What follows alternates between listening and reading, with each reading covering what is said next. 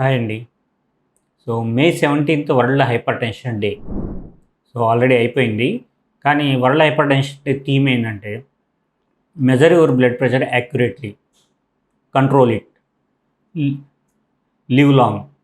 So మీ బీపీని సరిగ్గా చెక్ చేసుకోండి, దాన్ని మంచిగా ట్రీట్ చేయించుకోండి, కంట్రోల్ చేయించుకోండి, హాయిగా ఎన్నేళ్ళైనా బతకండి. అది మన theme world hypertension day.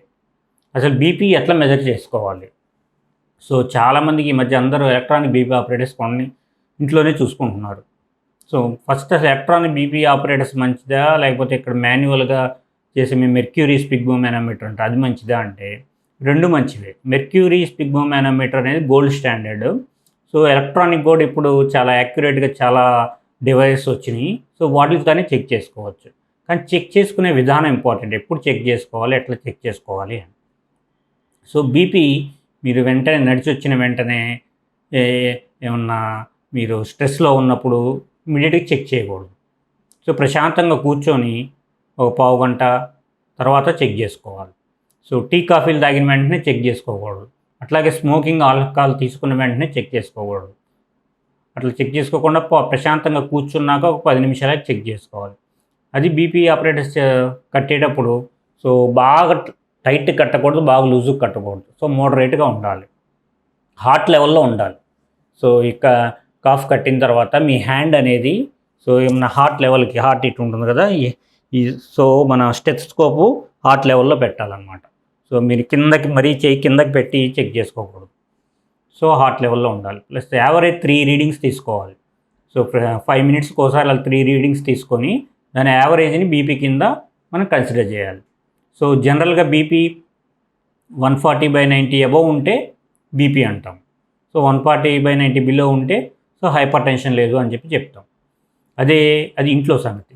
అదే హాస్పిటల్లోకి వచ్చినప్పుడు చాలామందికి ఇంట్లో బీపీ నార్మల్గానే ఉంటుంది, హాస్పిటల్ రాగానే బీపీ 10 పాయింట్లు ఎక్కువ చూపిస్తుంది. దాన్ని వైట్ కోట్ హైపర్ టెన్షన్ అంటాం.